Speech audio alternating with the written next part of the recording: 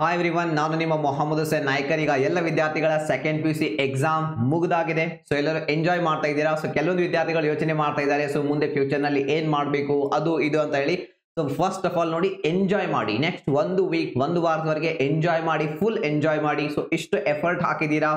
So ರಾತ್ರಿ ದಿನ ಓದಿ ಓದಿ ಒಳ್ಳೆ ಸ್ಕೋರ್ ಬರೋ ಹಾಗೆ ಎಕ್ಸಾಮ್ ನಲ್ಲಿ ಬರ್ದಿದ್ದೀರಾ. So all the best, you have done a great job. And then so ಈ ಎಂಜಾಯ್ಮೆಂಟ್ ಇದೆಯಲ್ಲ, ಒಂದ್ ವಾರ ಮಾಡಿ ಅಥವಾ 10 ದಿನ ಮಾಡಿ ಮ್ಯಾಕ್ಸಿಮಮ್. ಸೊ 2 ತಿಂಗಳ 3 ತಿಂಗಳ ಟೈಮ್ ಸಿಗುತ್ತೆ ಮುಂದೆ. ಸೊ ಆ ಇಡೀ ಟೈಮ್ ಅನ್ನ ಕೇವಲ ಎಂಜಾಯ್ಮೆಂಟ್ ಮಾಡೋದ್ರಲ್ಲಿ, ಗೇಮ್ ಆಡೋದ್ರಲ್ಲಿ, ಟೈಮ್ ವೇಸ್ಟ್ ಮಾಡೋದ್ರಲ್ಲಿ ಸ್ಪೆಂಡ್ ಮಾಡಬೇಡಿ. ಸೊ ಒಬ್ಬ ಸ್ಮಾರ್ಟ್ ಸ್ಟೂಡೆಂಟ್ ಆಗಿ ಯಾವ ರೀತಿ ನೀವು ಈ ಒಂದು 2 ರಿಂದ 3 ತಿಂಗಳನ್ನ ಬಳಸ್ಕೋಬಹುದು, ಏನೇನ್ ಮಾಡ್ಬೇಕು ಅದನ್ನ ಸ್ಟೆಪ್ ಬೈ ಸ್ಟೆಪ್ ನಾನು ನಿಮಗೆ ವಿಡಿಯೋದಲ್ಲಿ ತಿಳಿಸ್ತಾ ಹೋಗ್ತೀನಿ. ವಿಡಿಯೋನ ಸ್ಕಿಪ್ ಮಾಡದೆ ಎಂಡ್ ವರೆಗೆ ನೋಡಿ.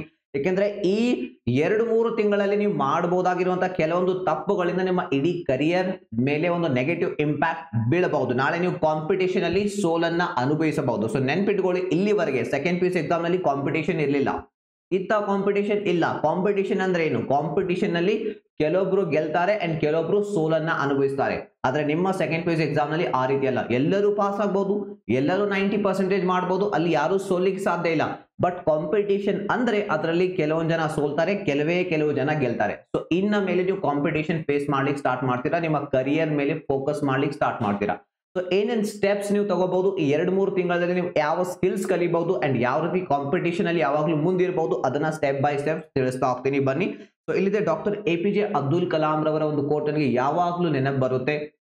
ಏನೋ ಒಂದನ್ನ ಸಾಧಿಸಿದಾಗ ಈ ಒಂದು ಕೋಟ್ ಅನ್ನ ನೆನ್ಪಿಟ್ಕೊಳ್ಳಿ. ಸೊ ನೀವೆಲ್ಲರೂ ಕೂಡ ಈಗ ಹಾರ್ಡ್ ವರ್ಕ್ ಮಾಡಿ ಒಂದು ಗುರಿಯನ್ನ ಸಾಧಿಸಿದಿರಿ. ಸೆಕೆಂಡ್ ಪಿ ಯು ಸಿ ಒಂದು ಹಂತವನ್ನ ಮುಗಿಸಿದಿರಿ, ಒಳ್ಳೆ ಸ್ಕೋರ್ ಪರ್ಸೆಂಟೇಜ್ ಬರೋ ಹಾಗೆ ಬರ್ದಿದ್ದೀರಿ. ಬಟ್ ಈ ಕೋಟ್ ಅನ್ನ ಸರಿಯಾಗಿ ಓದಿ. ಸೊ ಇದರ ನಂತರ ಇದರ ಅರ್ಥ ಏನು ಅಂತ ತಿಳಿಸ್ತೀನಿ. Don't take rest after your first victory. ನಿಮ್ಮ ಮೊದಲನೆಯ ವಿಕ್ಟರಿ, ಮೊದಲನೆಯ ಒಂದು ಯಶಸ್ಸಿನ ನಂತರ ರೆಸ್ಟ್ ತಗೋಬೇಡಿ. ಯಾಕೆ ಗೊತ್ತಾ? Because if you fail in second ಅಥವಾ ಏಕೆಂದ್ರೆ ನಿಮ್ಮ ಎರಡನೆಯ ಪ್ರಯತ್ನದಲ್ಲಿ ನೀವೇನಾದ್ರೂ ಸೋತ್ ಹೋದ್ರೆ, ಅಂದ್ರೆ ಎರಡನೇ ಏನಾದ್ರೂ ಸಾಧಿಸುವಾಗ ಸೋತ್ ಹೋದ್ರೆ, more lips are waiting to say. ಇದರ ಅರ್ಥ ತುಂಬಾ ಜನ ನಿಮ್ಮ ಸಂಬಂಧಿಕರು, ನಿಮ್ಮ ಫ್ರೆಂಡ್ಸ್ ವೇಟ್ ಮಾಡ್ತಾ ಇದ್ದಾರೆ ಈ ವಾಕ್ಯವನ್ನ ಹೇಳಲಿಕ್ಕೆ. ಏನಂತ ಹೇಳಿ? Your first victory was just luck. ನೀನೇನು ಸೆಕೆಂಡ್ ಪಿ ಯು ಸಿ ಒಳ್ಳೆ ಪರ್ಸೆಂಟೇಜ್ ಮಾಡಿದೆಲ್ಲ, ಒಳ್ಳೆ ಮಾರ್ಕ್ಸ್ ತಗೊಂಡು ಪಾಸ್ ಆಗಿದೆಯಲ್ಲ, ಅದು ಲಕ್ ಆಗಿತ್ತು. ಪ್ರತಿ ಸಲ ಲಕ್ ಆಗ್ಲಿಕ್ಕೆ ಸಾಧ್ಯ ಇಲ್ಲ. ನಿನ್ನಲ್ಲಿ ಯಾವುದೋ ಒಂದನ್ನ ಸಾಧಿಸುವಂತಹ ಛಲ, ಸಾಧಿಸುವಂತಹ ಸಾಮರ್ಥ್ಯ ಇಲ್ಲ ಅಂತ ಹೇಳ್ತಾರೆ. ಕೇವಲ ಒಂದು ವಿಕ್ಟರಿ ನಂತರ ನೀವು ರೆಸ್ಟ್ ಅನ್ನ ತೆಗೆದುಕೊಂಡ್ರೆ, ಇದು ನಾನು ಕಂಪ್ಲೀಟ್ಲಿ ರಿಲೇಟ್ ಮಾಡಬಹುದು. ನಾನು ನನ್ನ ಸ್ಟೋರಿ ಹೇಳ್ತೀನಿ. ನಾನು SSLC ಬಂದು 85% ಮಾಡಿದೆ, 85%. ಅದ ನಂತರ ನಾನು ಫಸ್ಟ್ ಪಿ ಯು ಸಿ ಸ್ವಲ್ಪ ಲೇಜಿ ಆದೆ, ಡಿಸ್ಟ್ರಾಕ್ಟ್ ಆದೆ. ಸೊ ಅದರಿಂದ ನನ್ನ ಪರ್ಸೆಂಟೇಜ್ ಎಲ್ಲಿಗೆ ಬಂತು ಗೊತ್ತಾ? ಫಸ್ಟ್ ಪಿ ಯು ಸಿ 59%, ಕೇವಲ 59, 85 ಇಂದ 59ಗೆ. ಇದರಿಂದ ಏನಾಗುತ್ತೆ ನೋಡಿ, ಇಮ್ಯಾಜಿನ್ ಮಾಡ್ಕೊಳ್ಳಿ. ಜನ ಕೇಳ್ತಾರೆ ಏನಾಯ್ತು ಪರ್ಸೆಂಟೇಜ್. ಈಗ ಜನ ಎಕ್ಸ್ಪೆಕ್ಟ್ ಮಾಡ್ತಾ ಇದ್ದಾರೆ, ನನ್ನ ಫ್ಯಾಮಿಲಿ ಮೆಂಬರ್ಸ್ ಎಕ್ಸ್ಪೆಕ್ಟ್ ಮಾಡ್ತಾ ಇದ್ದಾರೆ, ನಮ್ಮ ರಿಲೇಟಿವ್ಸ್ ಎಕ್ಸ್ಪೆಕ್ಟ್ ಮಾಡ್ತಾ ಇದ್ದಾರೆ. ಸೊ 85 ಅಂದ್ರೆ ಫಸ್ಟ್ ಪಿ ಯು ಸಿ ಇದಕ್ಕಿಂತ ಹೆಚ್ಚಾಗುತ್ತೆ ಅಂತ ಹೇಳಿ. ಬಟ್ ನಾನಿಲ್ಲಿ ಏನಾದ್ರೆ ಡಿಸ್ಟ್ರಾಕ್ಟ್ ಆಗಿ, ಲೇಜಿ ಆಗಿ, ಫೋಕಸ್ ಕಳ್ಕೊಂಡು ನಂದು ಪರ್ಸೆಂಟೇಜ್ ಕಡಿಮೆ ಆಯಿತು. ನನ್ನ ಪರ್ಸೆಂಟೇಜ್ ಎಷ್ಟಾಯಿತು ಅಂತ ಹೇಳಿ 1 ವರ್ಷದವರೆಗೆ ನಾನು ಯಾರಿಗೂ ಹೇಳಿಲ್ಲ, ನಮ್ಮ ಪೇರೆಂಟ್ಸ್ಗೂ ಹೇಳಿಲ್ಲ. ಯಾಕೆಂದ್ರೆ ಒಳಗಿನಿಂದ ಭಯ, ಜನ ಏನ್ ಅನ್ಕೊಳ್ತಾರೋ ಅಂತ ಹೇಳಿ. ಮೊದಲನೇ ಯಶಸ್ಸಿನ ನಂತರ ನೀವು ರೆಸ್ಟ್ ತಗೊಂಡ್ರೆ, ಫೋಕಸ್ ಕಳೆದುಕೊಂಡ್ರೆ, ನೀವು ಕೂಡ ಈ ಸಮಸ್ಯೆನ ಫೇಸ್ ಮಾಡಬಹುದು. ನಂತರ ನಾನು ಸೆಕೆಂಡ್ ಪಿ ಯು ಸಿ ತುಂಬಾ ಹಾರ್ಡ್ ವರ್ಕ್ ಮಾಡಿ ದೆನ್ 92%ಗೆ ಜಂಪ್ ಮಾಡಿದೆ. ಸೊ ಹಾಗಾಗಿ ನೀವು ಈ ಒಂದು ತಪ್ಪನ್ನ ಮಾಡ್ಲಿಕ್ಕೆ ಹೋಗ್ಬಿಡಿ. ಅದಕ್ಕೆ ನಿಮಗೆ ಈ ಕೋಟ್ ಅನ್ನ ತೋರಿಸ್ತಾ ಇರೋದು ಡಾಕ್ಟರ್ APJ ಅಬ್ದುಲ್ ಕಲಾಂ ಅವರು ತಮ್ಮ ಎಕ್ಸ್ಪೀರಿಯನ್ಸ್ ನಿಂದ ನಮಗೆ ಕೊಟ್ಟಿರುವಂತಹ ಒಂದು ಲರ್ನಿಂಗ್ ಒಂದು ಕೋಟ್. ಇದನ್ನ ಯಾವತ್ತೂ ಕೂಡ ನೆನ್ಪಿಟ್ಕೊಳ್ಳಿ, ಇದನ್ನ ಬರ್ದಿಟ್ಕೊಳ್ಳಿ ನಿಮ್ಮ ಪುಸ್ತಕದಲ್ಲಿ. ಸೊ ಈಗ ಒಂದು ವೆರಿ ಇಂಪಾರ್ಟೆಂಟ್ ಕ್ವಶನ್ಗೆ ಬರೋಣ. ಲೈಫ್ ನಲ್ಲಿ ಅಥವಾ ಕರಿಯರ್ ನಲ್ಲಿ ಸಕ್ಸಸ್ಫುಲ್ ಆಗ್ಬೇಕಂದ್ರೆ ಮಾರ್ಕ್ಸ್ ಮ್ಯಾಟರ್ ಆಗ್ತಾವ ಅಥವಾ ಸ್ಕಿಲ್ಸ್ ಮ್ಯಾಟರ್ ಆಗುತ್ತಾ? ಯಾವುದು ಮ್ಯಾಟರ್ ಆಗುತ್ತೆ? ಸೊ ನೋಡಿ, ಇದು ಎರಡರಲ್ಲಿ ಒಂದು ಮ್ಯಾಟರ್ ಆಗೋದಿಲ್ಲ, 2 ಮ್ಯಾಟರ್ ಆಗ್ತವೆ. ಸೊ ಮಾರ್ಕ್ಸ್ ಕೂಡ ಇಂಪಾರ್ಟೆಂಟ್. ಸೊ ಮಾರ್ಕ್ಸ್ ಯಾಕೆ ಇಂಪಾರ್ಟೆಂಟ್ ಮೊದಲು ಅದನ್ನ ಹೇಳ್ತೀನಿ, ದೆನ್ ಸ್ಕಿಲ್ಸ್ ಯಾಕೆ ಇಂಪಾರ್ಟೆಂಟ್ ಅದನ್ನ ಹೇಳ್ತೀನಿ. ನಿಮಗೇನ್ ಅನ್ಸುತ್ತೆ? ಮಾರ್ಕ್ಸ್ ಇಂಪಾರ್ಟೆಂಟಾ, ಸ್ಕಿಲ್ಸ್ ಇಂಪಾರ್ಟೆಂಟಾ? ನನಗೆ ಕಾಮೆಂಟ್ ನಲ್ಲಿ ತಿಳಿಸಿ ಟೈಪ್ ಮಾಡೋದ್ರ ಮೂಲಕ. ಸ್ಕಿಲ್ ಇಂಪಾರ್ಟೆಂಟ್ ಅಂದ್ರೆ ಸ್ಕಿಲ್ ಅಂತ ಟೈಪ್ ಮಾಡಿ, ಮಾರ್ಕ್ಸ್ ಅಂದ್ರೆ ಮಾರ್ಕ್ಸ್ ಅಂತ ಟೈಪ್ ಮಾಡೋದ್ರ ಮೂಲಕ ರಿಪ್ಲೈ ಮಾಡಿ. ಮಾರ್ಕ್ಸ್ ಯಾಕೆ ಇಂಪಾರ್ಟೆಂಟ್ ಅಂದ್ರೆ ನಾಳೆ ನೀವು ಕೆಲವೊಬ್ರು ಕಾಂಪಿಟೇಟಿವ್ ಎಕ್ಸಾಮ್ ಬರೀಬಹುದು. ಸೊ ಅವಾಗ ಕೆಲವೊಂದು ಕ್ವಾಲಿಫಿಕೇಶನ್ಸ್ ಇದೆ, ಕೆಲವೊಂದು ರೂಲ್ಸ್ ಇವೆ. ನೀವು 50% ಅಥವಾ 60% ಮಾರ್ಕ್ಸ್ ತಗೊಂಡ್ರೆ ಮಾತ್ರ ಬ್ಯಾಂಕ್ ಎಕ್ಸಾಮ್ಸ್ ಬರೀಲಿಕ್ಕೆ ಎಲಿಜಿಬಲ್ ಆಗ್ತೀರಾ. ಅದೇ ರೀತಿ ಕೆಲವೊಂದು ಎಕ್ಸಾಮ್ಸ್ಗೆ ಈ ರೀತಿ ರೂಲ್ಸ್ ಇವೆ. ಸೊ ಹಾಗಾಗಿ ಈ ಮಾರ್ಕ್ಸ್ ಇಂಪಾರ್ಟೆಂಟ್ ಇದೆ. ಬಟ್ ಇದಕ್ಕಿಂತ 100 ಪಟ್ಟು ಹೆಚ್ಚು ಇಂಪಾರ್ಟೆಂಟ್ ಇರುವಂತದ್ದು ಸ್ಕಿಲ್ಸ್. ಸ್ಕಿಲ್ಸ್ ಯಾಕೆ ಇಂಪಾರ್ಟೆಂಟ್ ಗೊತ್ತಾ? ಒಂದು ಎಕ್ಸಾಂಪಲ್ ನಾನು ನಿಮಗೆ ಕೊಡ್ತೀನಿ. ಅನ್ಕೊಳ್ಳಿ ಒಬ್ಬ ಡಾಕ್ಟರ್ ಇದ್ದಾನೆ. ಸೊ ಆ ಡಾಕ್ಟರ್ ಏನ್ ಮಾಡಿದಾನೆ, ಈಗ ಜಸ್ಟ್ MBBS ಅನ್ನ ಮುಗಿಸಿದಾನೆ. ಸೊ ಅವನು 90% ಮಾಡಿದಾನೆ, ಅವನ ಕಡೆ ಸರ್ಟಿಫಿಕೇಟ್ ಇದೆ, ಮಾರ್ಕ್ಸ್ ಕಾರ್ಡ್ ಇದೆ. ಬಟ್ ನಿಮ್ಗೆ ಗೊತ್ತಿದೆ ಅವನಲ್ಲಿ ಸ್ಕಿಲ್ ಇಲ್ಲ. ಅಂದ್ರೆ ಯಾವ ರೀತಿ ಒಬ್ಬ ರೋಗಿಗೆ ಆಪರೇಷನ್ ಮಾಡಬೇಕು, ಏನೋ ಸರ್ಜರಿ ಇದ್ದಾಗ ಯಾವ ರೀತಿ ಸರಿಯಾಗಿ ಮಾಡಬೇಕು, ಒಂದು ರೋಗಕ್ಕೆ ಯಾವ ರೀತಿ ಟ್ರೀಟ್ಮೆಂಟ್ ಕೊಡಬೇಕು, ಅದು ಅವನಿಗೆ ಗೊತ್ತಿಲ್ಲ. ಸೊ ಆ ಕೇಸ್ನಲ್ಲಿ ನಿಮ್ಮ ಫ್ಯಾಮಿಲಿಯಲ್ಲಿ, ನಿಮ್ಮ ಸಂಬಂಧಿಕರಲ್ಲಿ ಯಾರಾದ್ರೂ ಅನಾರೋಗ್ಯರಾದಾಗ ಸೊ ಈ ಡಾಕ್ಟರ್ ಕಡೆ ನೀವು ಕರೆದುಕೊಂಡು ಹೋಗ್ತೀರಾ? 100% ನನಗೆ ಗೊತ್ತಿದೆ ಇಲ್ಲ. ಅಂದ್ರೆ ನೀವು ಕೇವಲ ಅವನ ಮಾರ್ಕ್ಸ್ ಕಾರ್ಡ್, ಅವನ ಡಿಗ್ರಿ, ಅವನ ಸರ್ಟಿಫಿಕೇಟ್ ನೋಡೋದಿಲ್ಲ, ಅವನು ಮಾಡ್ತಾ ಇರುವಂತಹ ಕೆಲಸ ಎಷ್ಟು ಚೆನ್ನಾಗಿ ಮಾಡ್ತಾನೆ, ಅವನ ಸ್ಕಿಲ್ಸ್ ಎಷ್ಟು ಚೆನ್ನಾಗಿವೆ ಅದನ್ನು ಕೂಡ ಚೆಕ್ ಮಾಡ್ತೀರಾ. ಸೊ ಹಾಗಾಗಿ ಸ್ಕಿಲ್ಸ್ ಬಹಳ ಇಂಪಾರ್ಟೆಂಟ್ ಆಗುತ್ತೆ. ಮಾರ್ಕ್ಸ್ ಸ್ವಲ್ಪ ಕಡಿಮೆಯಲ್ಲಿ ನಡೆಯುತ್ತೆ, ಬಟ್ ಸ್ಕಿಲ್ಸ್ ನಲ್ಲಿ ಯಾವತ್ತೂ ಕೂಡ ನೀವು ಹಿಂದೆ ಉಳಿಬಾರ್ದು. ಇದು 2025 ಇಲ್ಲ, ಇದು ಸ್ಕಿಲ್ಸ್ ನ ಇಯರ್, ಸ್ಕಿಲ್ಸ್ ನ ಕಾಲ. ಸ್ಕಿಲ್ಸ್ ಇಲ್ಲ, ಕೇವಲ ಮಾರ್ಕ್ಸ್ ಕಾರ್ಡ್ ಸರ್ಟಿಫಿಕೇಟ್ ನಿಂದ ಈ ಕಾಂಪಿಟಿಷನ್ ಅಲ್ಲಿ ನೀವು ಗೆಲ್ಲಲಿಕ್ಕೆ ಸಾಧ್ಯ ಇಲ್ಲ. ಸೊ ಹಾಗಾದ್ರೆ ನಾನು ಈಗಾಗಲೇ ಹೇಳಿದೆ, ಇನ್ನು ಮೊದಲು ನೀವು ಕಾಂಪಿಟೇಷನ್ ಫೇಸ್ ಮಾಡಬೇಕಾಗುತ್ತೆ. ಅದು ಗೌರ್ಮೆಂಟ್ ಎಕ್ಸಾಮ್ ನ ಕಾಂಪಿಟೇಷನ್ ಆಗಿರ್ಬೋದು, ಪ್ರೈವೇಟ್ ಜಾಬ್ ಪಡೆದುಕೊಳ್ಳುವಂತ ಕಾಂಪಿಟೇಷನ್ ಆಗಿರ್ಬೋದು, ಒಳ್ಳೆ ಕಾಲೇಜ್ ನಲ್ಲಿ ಅಡ್ಮಿಷನ್ ತೆಗೆದುಕೊಳ್ಳುವಂತ ಕಾಂಪಿಟೇಷನ್ ಆಗಿರ್ಬೋದು. ಇನ್ನ ನೀವು ಕಾಂಪಿಟೇಷನ್ ಫೇಸ್ ಮಾಡ್ತೀರಾ ಲೈಫ್ ನಲ್ಲಿ ಮೊದಲನೇ ಬಾರಿಗೆ. ಇಲ್ಲಿವರೆಗೆ ನಿಮಗೆ ಕಾಂಪಿಟೇಷನ್ ಇರಲಿಲ್ಲ. ಸೊ ಹಾಗಾದ್ರೆ ನೀವೀಗ ಥಿಂಕ್ ಮಾಡಬೇಕಾಗುತ್ತೆ, ಪ್ಲಾನ್ ಮಾಡಬೇಕಾಗುತ್ತೆ, ಯಾವ ರೀತಿ ನಿಮ್ಮ ಕಾಂಪಿಟೇಟರ್ಸ್, ನಿಮ್ಮ ಸ್ಪರ್ಧಿಗಳಿಗಿಂತ ಯಾವ ರೀತಿ ನೀವು ಮುಂದೆ ಇರಬೇಕು ಅಂತ ಹೇಳಿ. ನೋಡಿ ಬನ್ನಿ, ಈಗ ಕೆಲವೊಂದು ನಾವು ಇಂಪಾರ್ಟೆಂಟ್ ಮಾತುಗಳನ್ನ ನಿಮ್ಗೆ ಹೇಳ್ತೀನಿ, ವಿಡಿಯೋನ ಕೊನೆವರೆಗೆ ನೋಡಿ. ಸೊ ಎವ್ರಿ ಸ್ಟೂಡೆಂಟ್, ಇವತ್ತು ಪ್ರತಿ ಸೆಕೆಂಡ್ PUC ಸ್ಟೂಡೆಂಟ್ ಕಡೆ ಏನಿದೆ, ಮಾರ್ಕ್ಸ್ ಇದೆ. ನಿಮ್ ಕಡೆ ಒಳ್ಳೆ ಮಾರ್ಕ್ಸ್ ಇದೆ, ತುಂಬಾ ಜನ ಸ್ಟೂಡೆಂಟ್ಸ್ ಕಡೆ ಮಾರ್ಕ್ಸ್ ಇದೆ. ಅಂಡ್ ನಿಮ್ಮ ಕಡೆ 10th ನ ಸರ್ಟಿಫಿಕೇಟ್ ಇದೆ, ಸೆಕೆಂಡ್ PUC ಸರ್ಟಿಫಿಕೇಟ್ ಇದೆ. ಇದು ಎಲ್ಲಾ ವಿದ್ಯಾರ್ಥಿಗಳ ಕಡೆ ಇದೆ. 10th certificate, second PUC percentage 80%, 95%, 90%. So ಇವೆಲ್ಲ ಇರುವಾಗ ನಿಮ್ಮ ಕಡೆ ಏನು ಡಿಫರೆಂಟ್ ಇದೆ ಅಂಡ್ ಯಾವ ಒಂದು ಸ್ಕಿಲ್, ಯಾವ ಒಂದು ಸರ್ಟಿಫಿಕೇಟ್ ನಿಮ್ಮನ್ನ ಯುನೀಕ್ ಆಗಿ ಮಾಡುತ್ತೆ, ವಾಟ್ ಮೇಕ್ಸ್ ಯು ಡಿಫರೆಂಟ್, ಅದು ಇಂಪಾರ್ಟೆಂಟ್. ಯಾಕೆಂದ್ರೆ ಜಾಬ್ ಅವಕಾಶಗಳು ಲಿಮಿಟೆಡ್ ಇವೆ, ಪ್ರೈವೇಟ್ ನಲ್ಲಿ ಜಾಬ್ ಅವಕಾಶಗಳು ಲಿಮಿಟೆಡ್ ಇವೆ, ಕಾಂಪಿಟೇಷನ್ ಅಲ್ಲಿ ಕೆಲವೊಬ್ರು ಮಾತ್ರ ಗೆಲ್ತಾರೆ, ತುಂಬಾ ಜನ ಸೋಲ್ತಾರೆ. ಸೊ ಯಾವುದು ನಿಮ್ಮನ್ನ ಒಬ್ಬ ಡಿಫರೆಂಟ್ ಸ್ಟೂಡೆಂಟ್ ಆಗಿ, ಒಬ್ಬ ಯುನೀಕ್ ಸ್ಟೂಡೆಂಟ್ ಆಗಿ ಮಾಡುತ್ತೆ, ಅದನ್ನ ನೀವು ಡಿಫೈನ್ ಮಾಡಬೇಕಾಗುತ್ತೆ. ಸೊ ಇಲ್ಲಿ ನನ್ನ ಪ್ರಕಾರ, ನನ್ನ ಎಕ್ಸ್ಪೀರಿಯನ್ಸ್ ನ ಪ್ರಕಾರ, ನಿಮ್ಮ ಕಡೆ ಕೆಲವೊಂದು ಪ್ರಾಕ್ಟಿಕಲ್ ಸ್ಕಿಲ್ಸ್ ಗಳು, ಕಮ್ಯುನಿಕೇಶನ್ ಸ್ಕಿಲ್ಸ್ ಇದ್ರೆ ನೀವು ಒಬ್ಬ ಡಿಫರೆಂಟ್ ಸ್ಟೂಡೆಂಟ್ ಆಗ್ತೀರಾ, ಕಾಂಪಿಟೇಟಿವ್ ಮಾರ್ಕೆಟ್ ನಲ್ಲಿ ನೀವು ಗೆಲ್ತೀರಾ. ಇಲ್ಲ ಅಂದ್ರೆ ನೀವು ಕೂಡ ಎಲ್ಲಾ ವಿದ್ಯಾರ್ಥಿಗಳ ಕ್ಯಾಟಗರಿಯಲ್ಲಿ ಬರ್ತೀರಾ. ಸೊ ಅವಾಗ ಕಾಂಪಿಟೇಷನ್ ಅಲ್ಲಿ ಗೆಲ್ಲುವುದು ತುಂಬಾ ಡಿಫಿಕಲ್ಟ್. ಸೊ ಈಗ ಯಾವ ರೀತಿ, how to get ahead of your competitors, ನಿಮ್ಮ ಸ್ಪರ್ಧಾರ್ಥಿಗಳಿಗಿಂತ ಯಾವ ರೀತಿ ನೀವು ಮುಂದೆ ಇರಬೇಕು, ಯಾವ ರೀತಿ ಕಾಂಪಿಟೇಷನ್ ಅಲ್ಲಿ ಅವರನ್ನ ಬೀಟ್ ಮಾಡಬೇಕು. ಸೊ ಕೆಲವೊಂದು ಎಕ್ಸ್ಟ್ರೀಮ್ಲಿ ಇಂಪಾರ್ಟೆಂಟ್ ಸ್ಕಿಲ್ಸ್ ಇವೆ, ಆ ಸ್ಕಿಲ್ಸ್ ಗಳನ್ನ ಕಲಿದುಕೊಳ್ಳಿ, ವೆರಿ ಇಂಪಾರ್ಟೆಂಟ್. ಈ ಸ್ಕಿಲ್ಸ್ ಅಲ್ಲಿ ನೀವು ವೀಕ್ ಇದ್ರೆ ನೀವು ಕಾಂಪಿಟೇಷನ್ ಇಂದ ಹೊರಗಿದ್ದೀರಿ ಅಂತ ಅರ್ಥ. ಅದರ ಕಾಂಪಿಟೇಷನ್ ಅಲ್ಲಿ ನೀವು ಆಲ್ರೆಡಿ ಸೋತ್ ಬಿಟ್ಟಿದ್ದೀರಿ, ಗೆಲ್ಲಲಿಕ್ಕೆ ನೀವು ಎಲಿಜಿಬಲೇ ಇಲ್ಲ ಅಂತ ಅರ್ಥ. ತಪ್ಪು ತಿಳ್ಕೊಬೇಡಿ, ರಿಯಾಲಿಟಿ ಹೇಳ್ತಾ ಇದ್ದೀನಿ. ಸೊ ಇದನ್ನ ನೀವು ಮುಂದೆ ಫೇಸ್ ಮಾಡ್ತೀರಾ ಒಂದ್ಸಲ ಕಾಲೇಜ್ಗೆ ಹೋದ ನಂತರ. ಸೊ ಫಸ್ಟ್ ಫೋಕಸ್ ಮಾಡಿ ಇಂಗ್ಲಿಷ್ ಅನ್ನ ಕಲಿತುಕೊಳ್ಳಿ. ನಿಮ್ಮ ಇಂಗ್ಲಿಷ್ ವೀಕ್ ಇದ್ರೆ, English is very very very important. English ಯಾವುದರ ಮಟ್ಟಿಗೆ ಇಂಪಾರ್ಟೆಂಟ್ ಅಂದ್ರೆ, ಕರ್ನಾಟಕದಲ್ಲಿ ನಾವು ಕನ್ನಡ ಮಾತಾಡ್ತೀವಿ, ಕನ್ನಡವನ್ನ ಪ್ರೀತಿಸ್ತೀವಿ, ಕನ್ನಡ ನಮ್ಮ ಯಾವ ಭಾಷೆ, ಮಾತೃಭಾಷೆ. ಆದ್ರೂ ಕೂಡ ಇವತ್ತಿನ ಕರ್ನಾಟಕದ ಗೌರ್ಮೆಂಟ್ ಎಕ್ಸಾಮ್ಸ್ ಅಲ್ಲಿ, ಗೌರ್ಮೆಂಟ್ ಜಾಬ್ಸ್ ಗಳಿಗೆ ಎಕ್ಸಾಮ್ಗಾಗಿ ಇಂಗ್ಲಿಷ್ ನಲ್ಲಿ ನೀವೇನ್ ಸ್ಕೋರ್ ಮಾಡ್ತಿರಲ್ಲ, ಆ ಸ್ಕೋರ್ ಅನ್ನ ನಿಮ್ಮ ರ್ಯಾಂಕ್ ನಿರ್ಧಾರ ಮಾಡ್ಲಿಕ್ಕೆ ಪರಿಗಣನೆಗೆ ತೆಗೆದುಕೊಳ್ತಾರೆ, ಅದನ್ನ ಕನ್ಸಿಡರ್ ಮಾಡ್ತಾರೆ. ಕನ್ನಡ ಪೇಪರ್ ಕೂಡ ಇದೆ, ಬಟ್ ಕನ್ನಡ ಪೇಪರ್ ನ ಅಂಕಗಳನ್ನ ನಿಮ್ಮ ಎಕ್ಸಾಮ್ ನಲ್ಲಿ ಮಾರ್ಕ್ಸ್, ನಿಮ್ಮ ರ್ಯಾಂಕ್ ಡಿಸೈಡ್ ಮಾಡ್ಲಿಕ್ಕೆ ಅದನ್ನ ತೆಗೆದುಕೊಳ್ಳೋದಿಲ್ಲ, ಕನ್ಸಿಡರ್ ಮಾಡೋದಿಲ್ಲ. ಅದು ಜಸ್ಟ್ ಕ್ವಾಲಿಫೈಯಿಂಗ್, ಅಂದ್ರೆ ಕನ್ನಡದಲ್ಲಿ 50 ಮಾರ್ಕ್ಸ್ ತಗೊಂಡ್ರೆ ಸಾಕು, ನಿಮ್ಮ ರ್ಯಾಂಕ್ ಲೆಕ್ಕಾಚಾರ ಮಾಡುವಾಗ ಆ ಮಾರ್ಕ್ಸ್ ಕೌಂಟೇ ಆಗೋದಿಲ್ಲ. ಬಟ್ ಇಂಗ್ಲಿಷ್ 40 ರಿಂದ 50 ಮಾರ್ಕ್ಸ್ ನ ಪೇಪರ್ ಇರುತ್ತೆ, ಅಲ್ಲಿ ನೀವು ತೆಗೆದುಕೊಳ್ಳುವಂತಹ ಮಾರ್ಕ್ಸ್ ಅನ್ನ ನಿಮ್ಮ ರ್ಯಾಂಕ್ ಡಿಸೈಡ್ ಮಾಡ್ಲಿಕ್ಕೆ ಅದನ್ನ ಕನ್ಸಿಡರ್ ಮಾಡಲಾಗುತ್ತೆ. ಪ್ರೈವೇಟ್ ನಲ್ಲಾದ್ರೂ ಇಂಗ್ಲಿಷ್ ಕಂಪಲ್ಸರಿ. ತುಂಬಾ ಜನ ವಿದ್ಯಾರ್ಥಿಗಳು ನನಗೆ ಡಿಗ್ರಿ ಆದ್ಮೇಲೆ ಇಲ್ಲಿ MBA ಮಾಡುವಾಗ, MCA ಮಾಡುವಾಗ ಬರ್ತಾರೆ ನನ್ನ ಕಡೆ, ಸರಿ ಇಂಗ್ಲಿಷ್ ಕಲಿಸಿ, ಇಂಗ್ಲಿಷ್ ಇಲ್ಲದೆ ನಾನು ಒಂದು ಜಾಬ್ ಇಂಟರ್ವ್ಯೂ ಕ್ರ್ಯಾಕ್ ಮಾಡ್ಲಿಕ್ಕೂ ಆಗ್ತಾ ಇಲ್ಲ. ಡಿಗ್ರಿ ಸರ್ಟಿಫಿಕೇಟ್ ಇದೆ, MBA ಸರ್ಟಿಫಿಕೇಟ್ ಇದೆ, ಬಟ್ ಒಳ್ಳೆ ಜಾಬ್ಸ್ ಗಳ ಒಂದು ಇಂಟರ್ವ್ಯೂ ನಲ್ಲಿ ಮಾತಾಡ್ಲಿಕ್ಕೆ ಬರ್ತಾ ಇಲ್ಲ. ಮಾರ್ಕ್ಸ್ ಇರ್ಬೋದು ನಿಮ್ ಕಡೆ, ನೀವು ಒಬ್ಬ ಟಾಪರ್ ಆಗಿರ್ಬೋದು, ಸರ್ಟಿಫಿಕೇಟ್ಸ್ ಇರ್ಬೋದು, ಬಟ್ ನಿಮ್ಗೆ ಮಾತಾಡ್ಲಿಕ್ಕೆ ಬರ್ತಾ ಇಲ್ಲ, ಕಮ್ಯುನಿಕೇಟ್ ಮಾಡ್ಲಿಕ್ಕೆ ಬರ್ತಾ ಇಲ್ಲ ಅಂದ್ರೆ ನಿಮ್ಗೆ ಒಳ್ಳೆ ಜಾಬ್ ಸಿಗುವಂತಹ ಸಾಧ್ಯತೆಗಳು ಝೀರೋ. ಸೊ ಹಾಗಾಗಿ ಫಸ್ಟ್ ಯಾವುದು, ಇಂಗ್ಲಿಷ್ ಮೇಲೆ, ಕಮ್ಯುನಿಕೇಶನ್ ಮೇಲೆ ಫೋಕಸ್ ಮಾಡಿ. ಅಂಡ್ ನೀವು ಇಂಗ್ಲಿಷ್ ನಲ್ಲಿ ವೀಕ್ ಇದ್ರೆ, ನಿಮ್ಗೆ ಈಗಾಗಲೇ ಗೊತ್ತಿದೆ, ನಾವು ನಿಮಗಾಗಿ ತಂದಿದ್ದೀವಿ ಒಂದು 0 to hero level spoken English course. Details ಅನ್ನು ಕೆಳಗಡೆ ಕೊಟ್ಟಿದ್ದೀನಿ. ಸೊ ಅಲ್ಲಿಂದ ನೀವು ಅದನ್ನು ನೋಡಿ ಇಂಟ್ರೆಸ್ಟೆಡ್ ಇದ್ರೆ ಜಾಯಿನ್ ಆಗಬಹುದು. ಅದರ ಕಂಪ್ಲೀಟ್ ಇನ್ಫಾರ್ಮೇಶನ್ ಎಂಡ್ ನಲ್ಲಿ ಕೂಡ ಕೊಡ್ತೀನಿ, ಡೋಂಟ್ ವರಿ. ಈಗ ಫೋಕಸ್ ಮಾಡೋಣ second skill, second computer skill. Computer skill ನೋಡಿ, ಇದು very fundamental skill. And most important skill, ಇವತ್ತಿನ ಕಾಲದಲ್ಲಿ ಕಂಪ್ಯೂಟರ್ಸ್ ಇಲ್ಲದೆ ಏನು ಕೆಲಸ ಆಗೋದಿಲ್ಲ. ಒಳ್ಳೆ ಜಾಬ್ ಬೇಕಂದ್ರೆ ನಿಮಗೆ ಕಂಪ್ಯೂಟರ್ ಬರಲೇಬೇಕು. ಸೊ ಹಾಗೆ ನಾನು ನಿಮಗೆ ರೆಕಮೆಂಡ್ ಮಾಡ್ತಾ ಇದ್ದೀನಿ, ಬೇಸಿಕ್ ಕಂಪ್ಯೂಟರ್ನ ಕಲಿತುಕೊಳ್ಳಿ.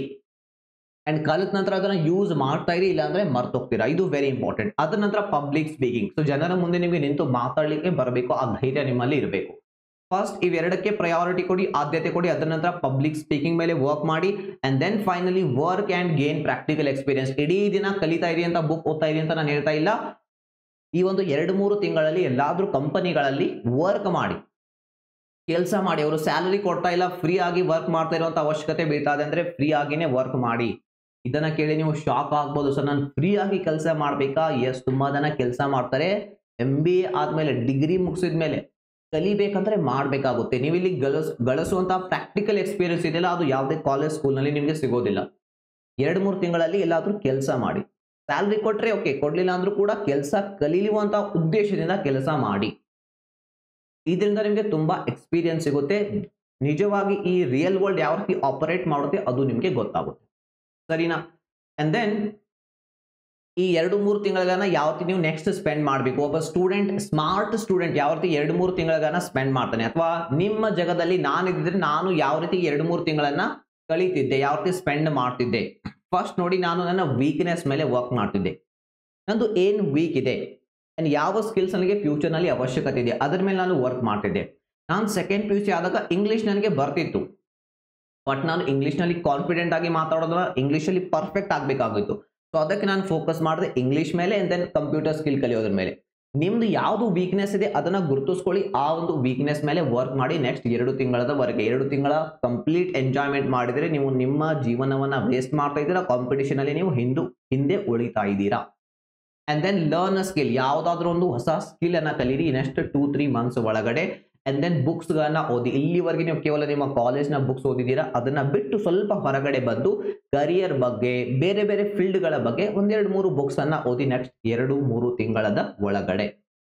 ಇಷ್ಟು ಮಾಡಿ. ಏನ್ ಮಾಡಬೇಕು, ನಿಮ್ಮ ವೀಕ್ನೆಸ್ ಗಳನ್ನ ಇಂಪ್ರೂವ್ ಮಾಡ್ಕೊಳ್ಳಿ. ನನ್ನ ಪ್ರಕಾರ ಕನ್ನಡ ಮೀಡಿಯಂ ವಿದ್ಯಾರ್ಥಿಯ ಬಿಗ್ಗೆಸ್ಟ್ ವೀಕ್ನೆಸ್ ಇಂಗ್ಲಿಷ್ ಇರುತ್ತೆ, ಅದನ್ನ ಇಂಪ್ರೂವ್ ಮಾಡ್ಕೊಳ್ಳಿ. ಇಲ್ಲಾಂದ್ರೆ ಇಡೀ ಜೀವನ ಪಶ್ಚಾತ್ತಾಪ ಪಡ್ತೀರಾ, ಕಾಂಪಿಟೇಷನ್ ಅಲ್ಲಿ ಯಾವಾಗ್ಲೂ ಹಿಂದುಳಿತೀರಾ. ಅದು ಬೇಡ. ಕನ್ನಡ ಮೀಡಿಯಂ ವಿದ್ಯಾರ್ಥಿಗಳು ಗೆಲ್ಬಹುದು. ಅವ್ರ ಹತ್ರ ಟ್ಯಾಲೆಂಟ್ ಇದೆ, ಅವ್ರ ಹತ್ರ ಸಾಮರ್ಥ್ಯ ಇದೆ, ಅವ್ರ ಹತ್ರ ಅಬಿಲಿಟಿ ಇದೆ. ಅವರು ಇಂಗ್ಲಿಷ್ ಮೀಡಿಯಂ ವಿದ್ಯಾರ್ಥಿಗಳಿಗಿಂತ ಕಡಿಮೆ ಅಲ್ಲ. ಜಸ್ಟ್ ಅವರಿಗೆ ಇಂಗ್ಲಿಷ್ ಬರೋದಲ್ಲ, ಇಂಗ್ಲಿಷ್ ಒಂದು ಕಲಿಯಬಹುದಾಗಿರುವಂತಹ ಸ್ಕಿಲ್. ನೀವು ಇಂಗ್ಲಿಷ್ ಕಲಿಬಹುದು, ನಾನು ನಿಮಗೆ ಇಂಗ್ಲಿಷ್ ಅನ್ನ ಕಲಿಸ್ತೇನೆ. ಈ ಸ್ಕಿಲ್ಸ್ ಗಳ ಮೇಲೆ ಫೋಕಸ್ ಮಾಡಿ. ಅಂಡ್ ಕಂಪ್ಯಾರಿಸನ್ ಮೇಲೆ ತುಂಬಾ ಸಮಸ್ಯೆಗಳನ್ನ ಫೇಸ್ ಮಾಡ್ತಾರೆ student. Comparison, how to stop comparing yourself with others. ಬೇರೆಯವ್ರ ಜೊತೆ ಕಂಪ್ಯಾರಿಸನ್ ಇಂದ ತುಂಬಾ ದುಃಖ ಆಗುತ್ತೆ, ಸಂತೋಷನೂ ಆಗುತ್ತೆ. ಸೊ ಇಲ್ಲಿ ನೋಡಿ, ಕಂಪ್ಯಾರಿಸನ್ ಮಾಡಿದಾಗ ಒಂದು ನಿಮಗೆ ಸಂತೋಷ ಆಗುತ್ತೆ, ಇನ್ನೊಂದು ದುಃಖ ಆಗುತ್ತೆ. ಯಾವಾಗ ಅಂತ ಹೇಳ್ಬಿಡ್ತೀನಿ. ಅನ್ಕೊಳ್ಳಿ, ನೀವು ಒಬ್ಬ ಸ್ಟೂಡೆಂಟ್ ಆಗಿದ್ದೀರಾ, ನೀವು ಒಬ್ಬ ಟಾಪರ್ ಸ್ಟೂಡೆಂಟ್ ಅನ್ಕೊಳ್ಳಿ, ನಿಮ್ದು 80% ಆಗಿದೆ ಸೆಕೆಂಡ್ PUC ಅಲ್ಲಿ.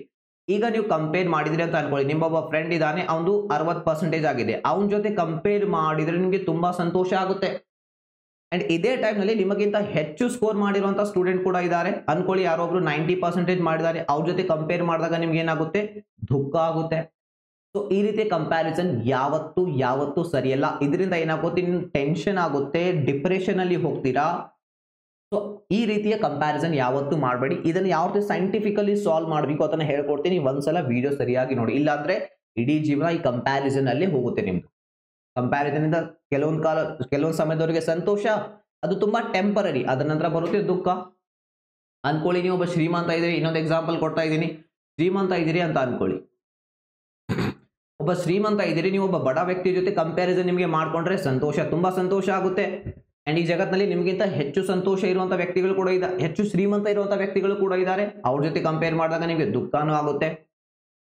ಈ ರೀತಿಯ ಒಂದು ಕಂಪ್ಯಾರಿಸನ್ ಇಂದ ನಿಮ್ಮನ್ನ ನೀವು ಬೇರೆಯವ್ರ ಜೊತೆಲಿ ಕಂಪ್ಯಾರಿಸನ್ ಮಾಡೋದ್ರಿಂದ ಏನು ಪ್ರಯೋಜನ ಇಲ್ಲ. ಕೆಲವು ಕಾಲದವರೆಗೆ ಸಂತೋಷ ಅಂಡ್ ದೆನ್ ದುಃಖ ಅದರ ನಂತರ ಬಂದೇ ಬರುತ್ತೆ. ಸೊ ಹಾಗಾದ್ರೆ ಯಾವ ರೀತಿ ಕಂಪ್ಯಾರಿಸನ್ ಮಾಡಬೇಕು, ಅಥವಾ ಯಾವ ರೀತಿ ಕಂಪ್ಯಾರಿಸನ್ ನ ಒಂದು ಲೂಪ್ ನಿಂದ ಹೊರಗಡೆ ಬರಬೇಕು ಅಂದ್ರೆ, ಸೊ ಇಲ್ಲಿ ನೋಡಿ, ಈ 3 ಬಾಕ್ಸಸ್ ಗಳನ್ನ ಅರ್ಥ ಮಾಡ್ಕೊಳ್ಳಿ. ಒಂದು ಪಾಸ್ಟ್ ಸೆಲ್ಫ್, ಇನ್ನೊಂದು ಪ್ರೆಸೆಂಟ್ ಸೆಲ್ಫ್, ಮೂರನೇದಾಗಿ ಫ್ಯೂಚರ್ ಸೆಲ್ಫ್.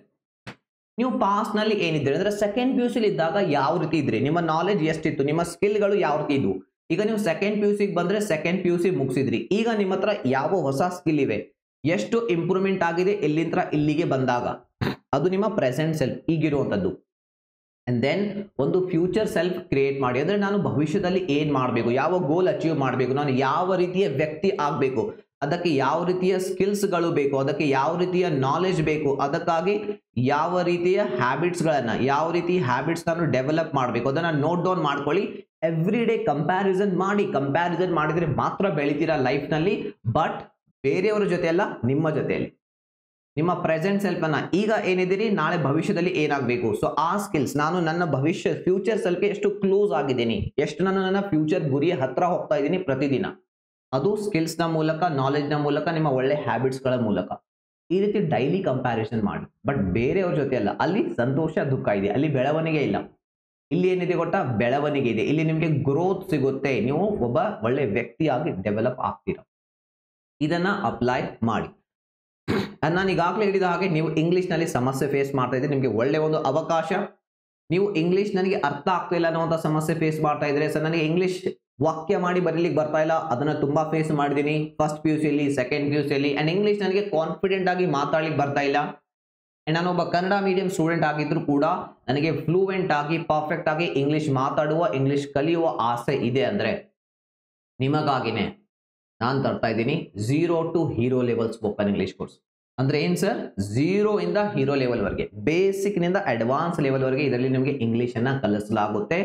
ಇಲ್ಲಿ 100% ಸ್ಯಾಟಿಸ್ಫ್ಯಾಕ್ಷನ್ ನ ಭರವಸೆ, 2 ದಿನದ ಮನಿ ಬ್ಯಾಕ್ ಗ್ಯಾರಂಟಿ, ಅಂದ್ರೆ ಯಾವುದೇ ರಿಸ್ಕ್ ಇಲ್ಲ. ಕೋರ್ಸ್ ಇಷ್ಟ ಆಗಲಿಲ್ಲ ಅಂದ್ರೆ ಹಣ ವಾಪಸ್. ಇಲ್ಲಿ ನಿಮಗೆ ನೋಡಿ, ಪ್ರೀ ರೆಕಾರ್ಡೆಡ್ ಕ್ಲಾಸಸ್ 45 ಡೇಸ್ ಒಳಗಡೆ, 45 ದಿನದ ಒಳಗಡೆ ನಿಮಗೆ ಇಂಗ್ಲಿಷ್ ಅನ್ನ ಕಲಿಸಲಾಗುತ್ತೆ. ಅಂಡ್ ಇದು ನಿಮ್ಮ ಇಂಗ್ಲಿಷ್ ವೀಕ್ ಇದ್ರೆ ಕಲ್ಕೊಳ್ಳಿ ನೆಕ್ಸ್ಟ್ 2 ತಿಂಗಳ ಒಳಗಡೆ. ಇದರಲ್ಲಿ PDF notes, online test, assignments, ಪ್ರತಿ ವಾರ ಲೈವ್ Q&A ಸೆಷನ್ ಇರುತ್ತೆ. ಅಂಡ್ ಇದು 6 ತಿಂಗಳ ಒಂದು ಕೋರ್ಸ್ ಆಗಿರುತ್ತೆ. ವ್ಯಾಲಿಡಿಟಿ ಬಂದು 6 ತಿಂಗಳ.